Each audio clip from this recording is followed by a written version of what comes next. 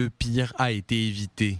Cette voiture abandonnée à l'entrée de l'implantation de Ateret contenait 2 bonbonnes de gaz reliées à un mécanisme de détonation. Elle devait exploser selon les estimations à l'heure où les habitants de la localité devaient se rendre au travail ou dans les écoles de la région. Repéré par les forces de sécurité, le véhicule a été neutralisé par les démineurs vers 4h30 ce matin.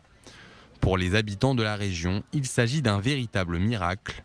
Certains d'entre eux appellent à une opération de grande ampleur en Cisjordanie. Le terrorisme en Judée et Samarie nécessite une action militaire, tout comme à Gaza et à Rafah. C'est la 3e fois en moins d'une semaine qu'un véhicule piégé est utilisé par les terroristes palestiniens. Vendredi soir, une voiture a explosé dans une station-service près du carrefour de Gush Etzion, faisant 2 blessés.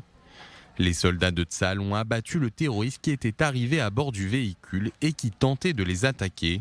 Le même soir, à Karmet Tsour, un terroriste a foncé avec sa voiture sur un poste de Tsahal à l'entrée de l'implantation.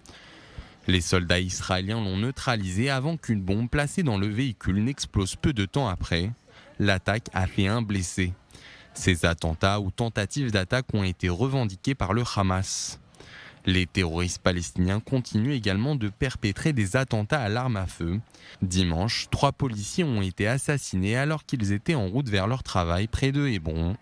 L'un des terroristes, un ancien garde présidentiel de Mahmoud Abbas, a été éliminé alors qu'il se cachait dans cette maison, pas loin des lieux de l'attaque. Ces attentats interviennent alors que l'armée israélienne a lancé mercredi une opération de grande envergure dans le nord de la Cisjordanie, baptisée Camp d'été. Les troupes opèrent dans plusieurs localités palestiniennes comme à Toul-Karem, à Farah près de Toubas, ainsi qu'à Jenin où le sergent-chef Elkanan Avon, 20 ans, a été tué samedi matin. Depuis le début de l'opération, l'armée israélienne a tué une trentaine de terroristes, désamorcé des dizaines de bombes placées le long des routes, repéré des entrepôts d'armes et de munitions ou encore détruit des laboratoires d'explosifs.